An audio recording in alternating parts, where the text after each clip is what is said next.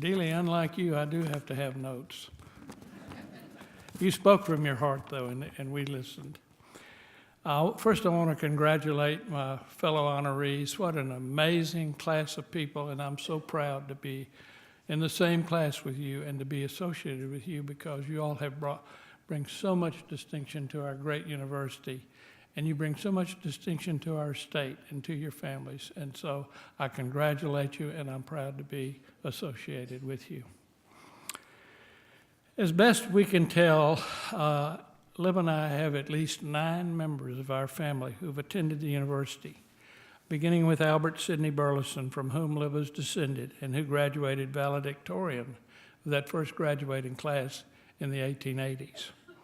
My grandfather received his medical degree from the University of Texas Medical Branch in 1914, and one of my most prized possessions is the student photo of him and the very nice write-up about him in the 1914 edition of the Cactus. Libba's mother attended the university in the 1930s, where she studied business and accounting, and then worked for over 50 years. In those days in small towns, women didn't work that much, but she worked for over 50 years as the financial brains in developing and protecting their family interest.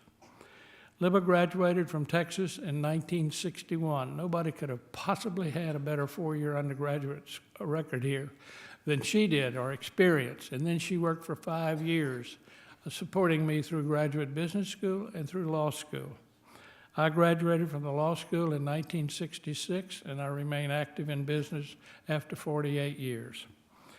Our education here and the network of relationships that came out of it totally transformed and changed for the better our life as a couple and my career in business. Our daughters-in-law, Melissa Obermiller and Ann True, both received their degrees at Texas, and our 2 sons, John and Preston, both received their MBA degrees from the McCombs School, all with transformative, life-lasting benefit. So as you can see, Texas has had a huge generational impact on our family. In about 1997, as we were nearing 60 years of age, Libba told me she thought it was time for us to return to campus for volunteer service and renewed financial commitment. The truth is, I followed her back to Austin, as in so many things. As a couple, she was the leader, I was the follower, and that's certainly true here as far as Texas is concerned. But here we are tonight, 17 years later, after what has been one of the most fulfilling, interesting, and rewarding times in our life. In those first exploratory meetings with President Faulkner and Rhonda Safety was at that time a development officer assigned to Dallas.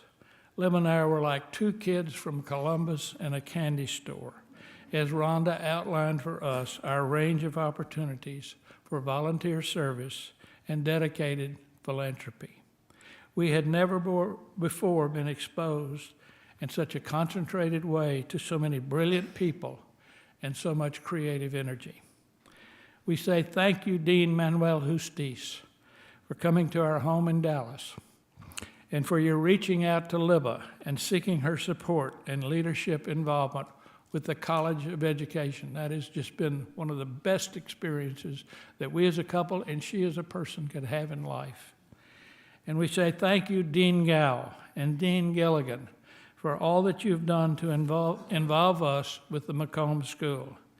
And we say thank you, Dean Powers. Yes, I said Dean Powers, and Dean Sager, and Dean Farnsworth, and my friends and fellow trustees of the Law School Foundation, for all that you have done to enrich our opportunity for return service to the law school. I digress for just 1 second.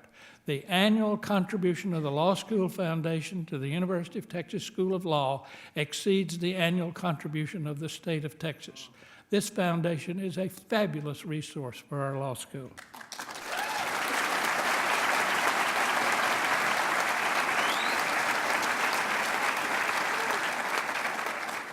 President Powers, what an incredible job you've done now for nearly 9 years in leading our great university.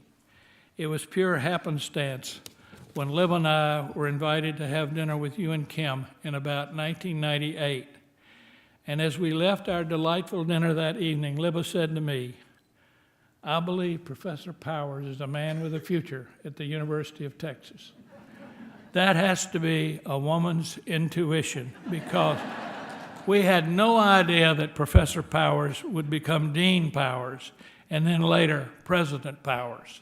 And my great professors where I attended graduate business school still don't think of him as President Powers. They think of him as Professor Powers, author of the Enron report, called the Powers Report, which is a landmark study on corporate management.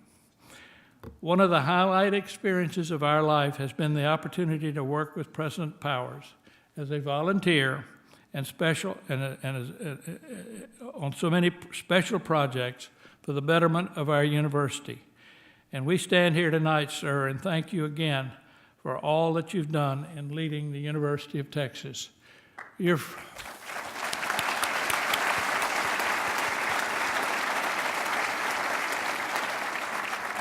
We call you the $3 billion man. This was your vision, your leadership. You were supported by a great team of volunteers, a great professional staff, all of which you assembled, put together, motivated, and inspired. But you raised, under your leadership, starting in a terrible economic environment, over $3 billion for our university, which is unbelievable, amazing. We say wow.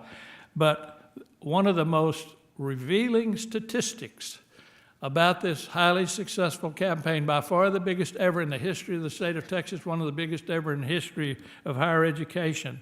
In the last year alone, for 365 days, this campaign raised on average $2.25 million per day to bring it to a successful conclusion. And we stand here in complete awe of you and your leadership, sir.